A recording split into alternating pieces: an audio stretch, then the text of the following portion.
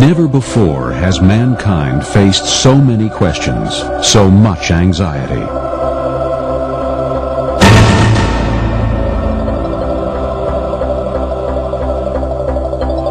Sometimes our problems seem so big, the questions so complex, we don't even want to ask.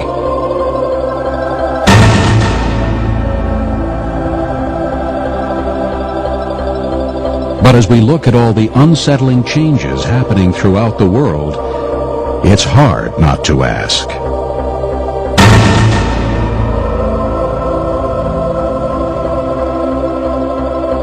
Where is mankind headed? Just like a human. Right off to be. Yeah, it's a satellite.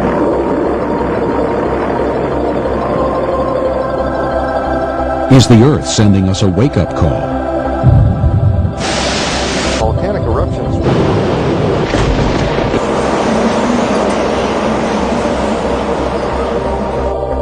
Is there objective truth?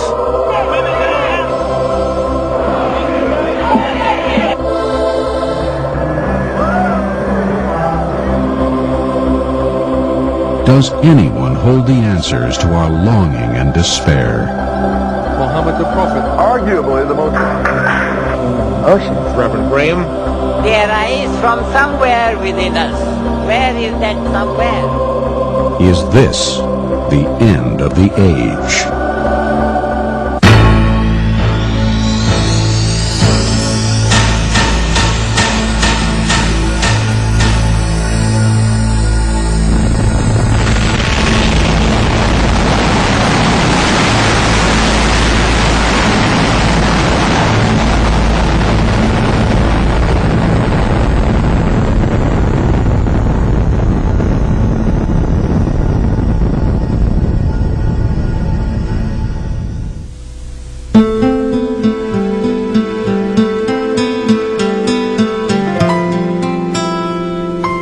There's not just one set of morals, and that people should agree to abide by a certain set of laws so that their morals can be modified, but morals can be different. I mean, the laws should be just a basic guideline to keep people from killing one another and harming one another. I think there's more of like a moral awakening where we're starting to question the things that have been handed down to us traditionally, and I think we're just trying to look for like what is right or wrong, and I think a lot of times we're coming to the conclusion that there is no right or wrong. I don't think there's any more absolute.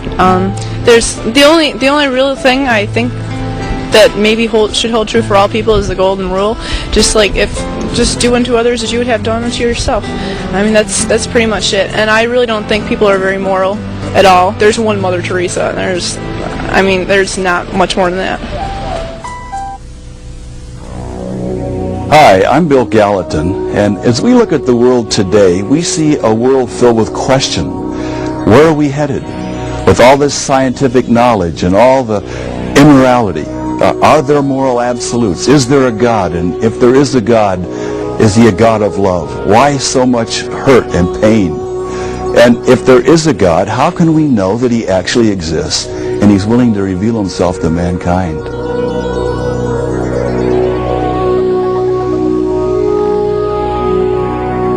In my opinion, I don't think there is an ultimate truth.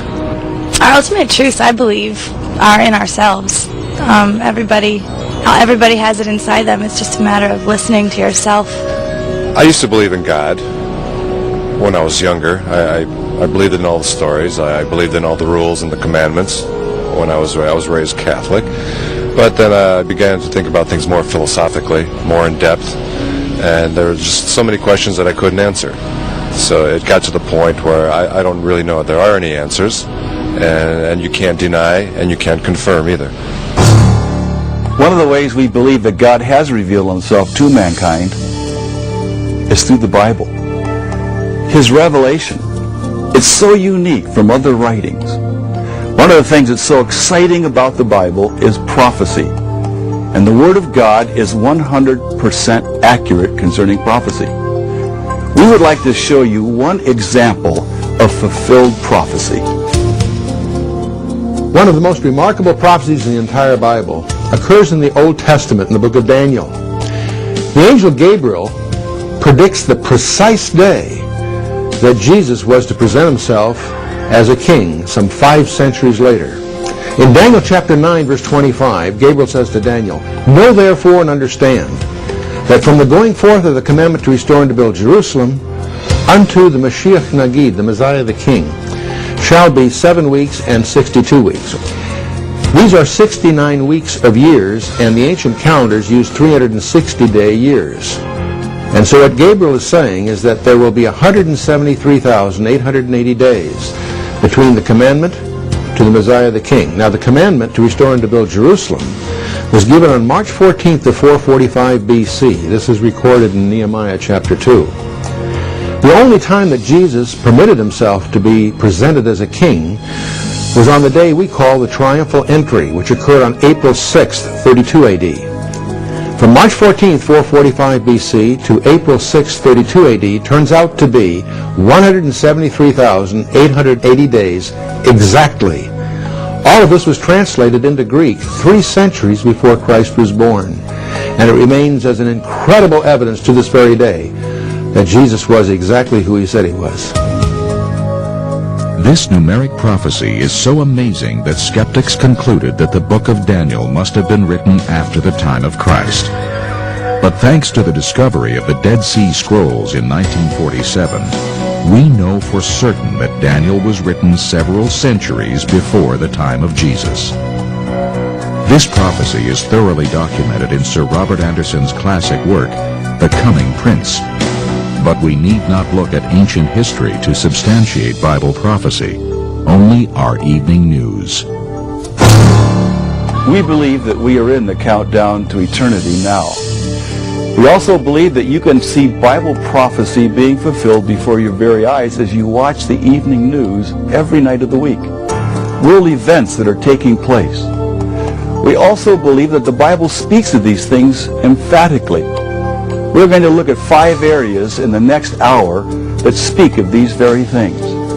And we'll let you be the judge. Is God trying to warn the world?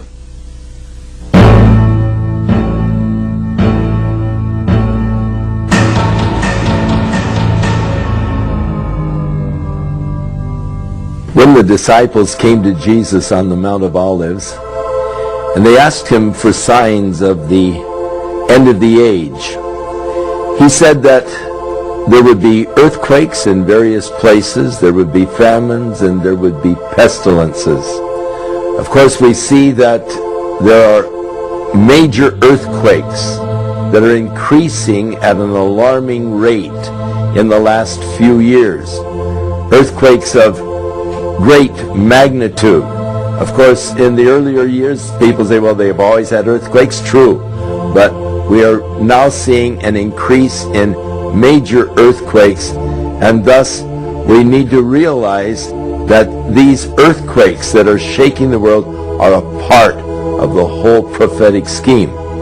Earthquakes with a magnitude of 8.0 or greater on the Richter scale are classified as great by the USGS. These are enormous quakes, and if we chart the frequency of these great quakes during the last 30 years, we note a significant increase. However, due to the relatively short period of accurate tracking, we are not able to establish conclusive trends, but we can say for certain that this generation is witnessing great earthquakes.